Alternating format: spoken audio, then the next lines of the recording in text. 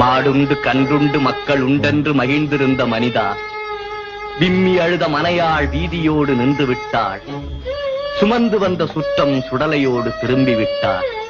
இப்போது உனக்கு பேரங்கே, பெரிய தனமெங்கே, ஊரங்கே, உறவெங்கே?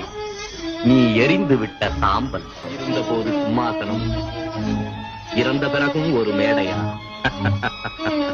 முடி சார்ந்த மன்னரும் முடிவில் ஒரு பிடி சாம்பலாவார்.